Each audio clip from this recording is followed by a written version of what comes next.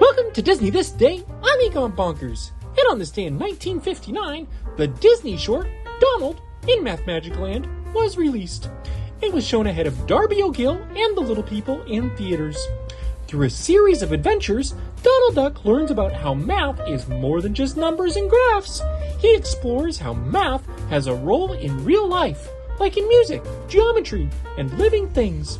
It would be the first Disney cartoon to be televised in color on the premiere episode of The Wonderful World of Color in 1961.